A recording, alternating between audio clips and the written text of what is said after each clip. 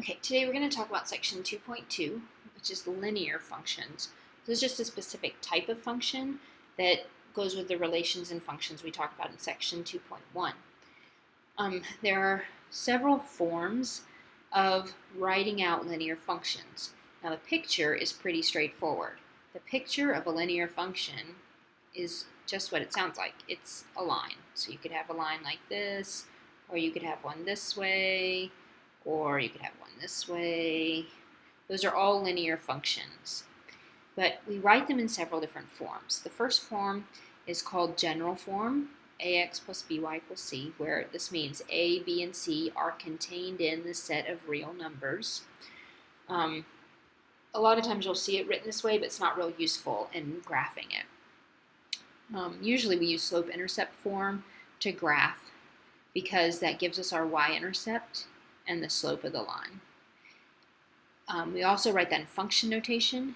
Now, when we have a function, y is our dependent variable, which means it's the function. So we can just replace the y with our f of x. We sometimes use point-slope form. If we're given a point that a line goes through and its slope, then we can use this. And usually what we'll do is simplify it down until we get to the slope-intercept form anyway. But don't forget, this is our slope form, our formula to get the slope. But hopefully this is all review. So let's try a couple of quick examples just to make sure we remember this. If we have this line, 10x minus 4y equals 3, and we want it in slope-intercept form, what that means is we want to solve for y. So that's pretty straightforward. Subtract 10x on both sides. We've got negative 4y, don't forget to keep that minus sign there, equals negative 10x plus 3, and then we divide by negative 4. Remember, whatever you do on one side of the wall, you got to do on the other side. So we end up with y equals, and we're going to go ahead and simplify these fractions, so that's 5/2 x minus 3/4. So there it is in slope-intercept form. So we started with general form, and all we did was solve for y so that we could get it into slope-intercept form. So try this one on your own, just as a review to make sure that you know how to get from general to slope-intercept. So pause it and try it on your own. All right, you should have gotten y equals negative 3/8 x plus 6. So we have these two examples.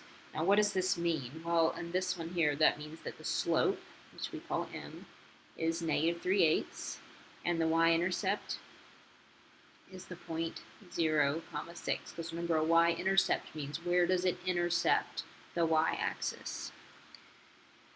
All right, now let's try a little bit different example.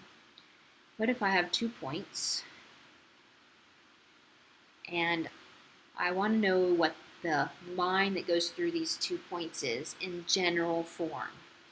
Well, the first thing I need is the slope.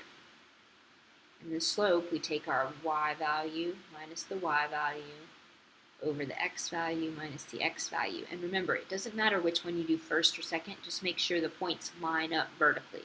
So our negative 2, negative 6, that should line up vertically. And then 5, 2 lines up vertically. So we have negative 8 over negative 7, which gives us 8/7 is the slope.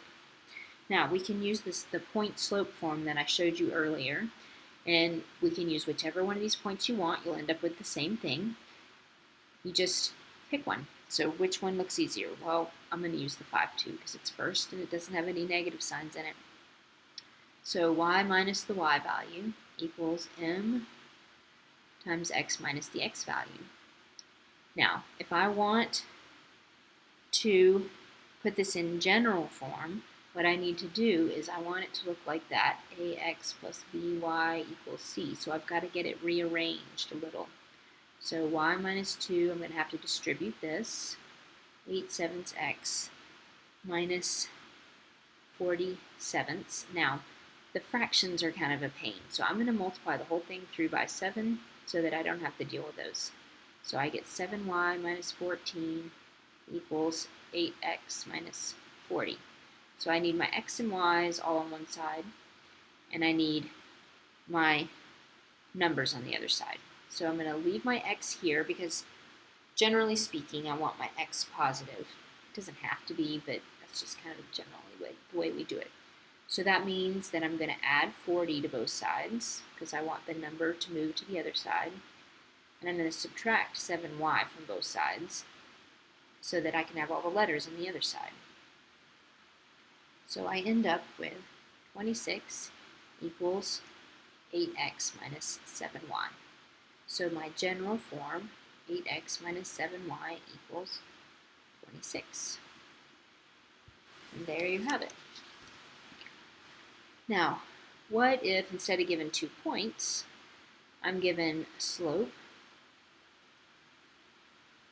and I'm given a y-intercept? Well, that should be a cakewalk. Because remember, we've got y equals mx plus b. Well, this is m, and this is b. So we've got y equals negative 3/10 x plus 2. No big deal. If I want that in general form, then I've got to move something over. So I can move my x over, and I have it in general form. These are the same equation, just rearranged a little bit. Now, how about graphing? How do we graph? You need to be able to graph a line by hand every time. You can use your calculator, but using your calculator for graphing a line is really kind of a waste of time, unless you need multiple lines and you've got to find where they intercept and all this stuff with multiple things. It's easier to do it just by hand, and you've got to be able to do that. So the first thing you need to do is get it in slope-intercept form. So we subtract the 4x on both sides and then divide by the negative. So we've got negative 3y. And then divide by the negative 3, and we have y is 4/3 x plus 2. Well, what does that tell us? It tells us that our y-intercept is 2, and our slope is 4/3. Well, remember, slope is rise over run. So we're going to rise 1, 2, 3, 4, and then we're going to run 3. So we start at the y-intercept and do our slope, rise over run. If it's positive, we're going up and to the right. Didn't quite hit that. And then you just draw your line in, and there it is.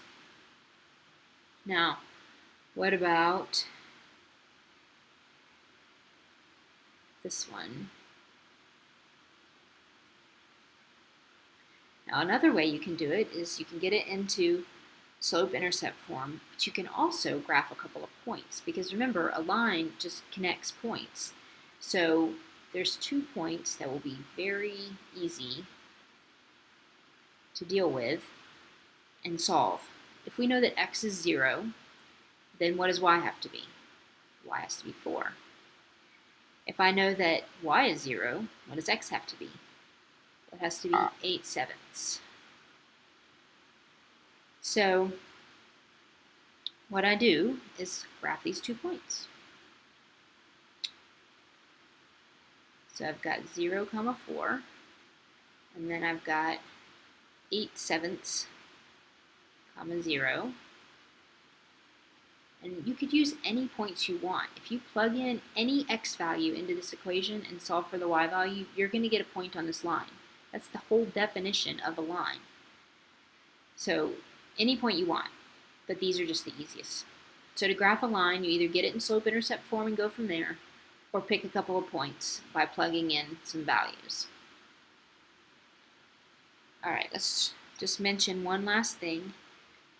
A vertical line is not a function because it is a vertical line. All its points are on a vertical line. It doesn't pass the vertical line test. And all it is x equals some number c. So like if we have x equals 1, then we would have this line right here. It's vertical. Now a horizontal line is just y equals some number. It is a function. Let's say we have y equals -2. Well, we can just y equals -2. That means no matter what the x value is, y is -2. Another couple of things that you need to remember. Perpendicular lines. If you have two lines that are perpendicular to each other, for example, the axes, means they're at a right angle, and that means that their slopes are opposite reciprocals. For example, if the slope of one of these lines is, well, it's not, but if you had a line that's a slope 2, then its perpendicular line would be negative, opposite signs, and then the reciprocal, 1/2. Now, parallel lines have the same slope. That's why they don't touch, because they're rising and running the same amount. So if we have two parallel lines, their slopes are equal. Write it like that. You just have different y-intercepts. If they're the same y-intercept and the same slope, then it's just the same line, obviously. All right, so hopefully we went through this zooming fast, but hopefully it was all review, and so we should be fine. Make sure you've got good notes, because I'll be checking those the next class period.